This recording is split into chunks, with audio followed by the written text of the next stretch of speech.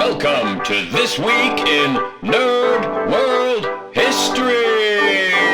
Coming to you live from my library, I bring you This Week in Nerd World History. And what an amazing week it has been. I mean, or will be, or was, or time travel sucks.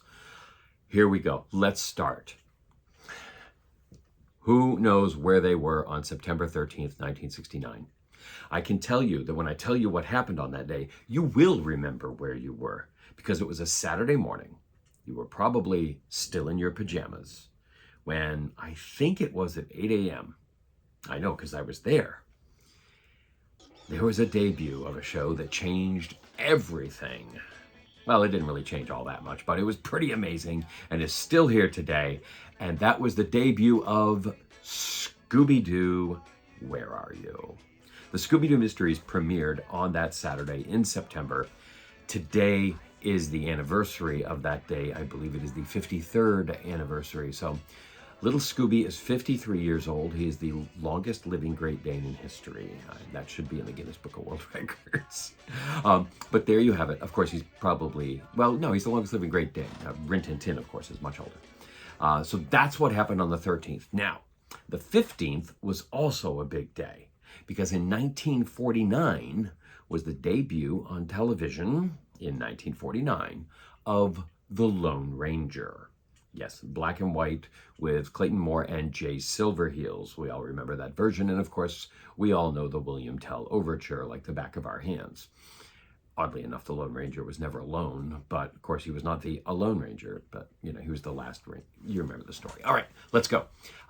Here's a huge one in fandom. 1965, September 15th, Lost in Space.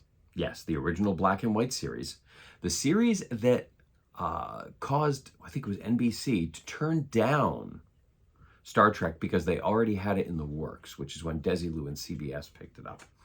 So they were trying to maybe farm ideas from Gene Roddenberry at the time when they invited him in to go ahead and pitch him on his series called Star Trek.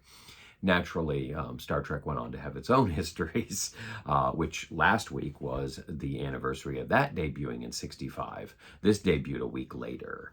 1963. Now we're on September 16th, 1963.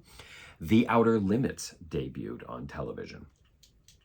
On the 17th, in 1964, I didn't realize it was that old. 1964, we had Elizabeth Montgomery in Bewitched. Yes, that series was absolutely fantastic. It was a little risque putting a witch on television at that time, but it worked out pretty well. And of course, we all remember the follow-up kind of TV series that took off from that one was I Dream of Jeannie.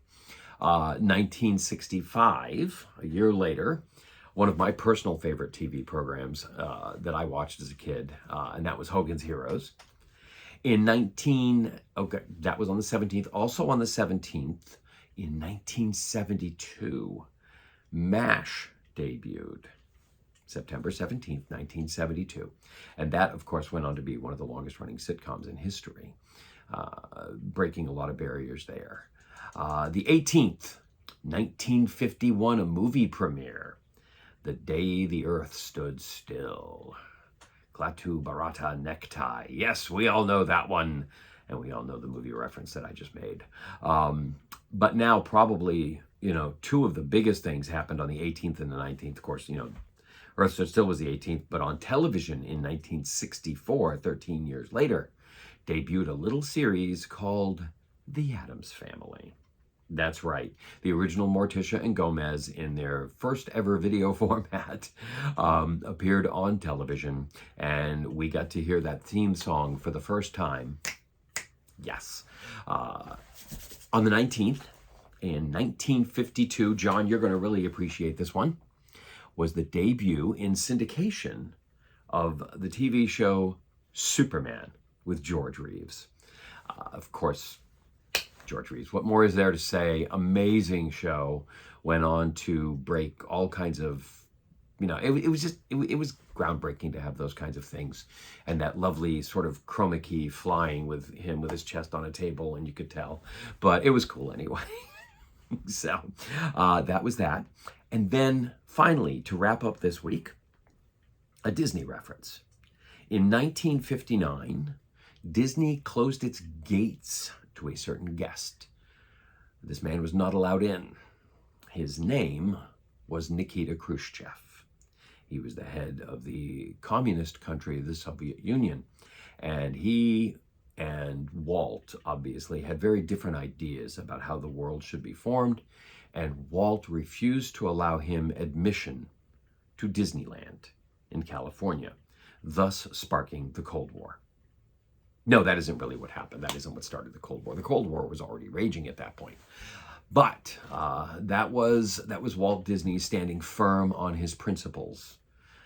And so that was this week in nerd history. Now go forth and nerd more. We'll see you next week. Bye-bye. To This Week in Nerd World History.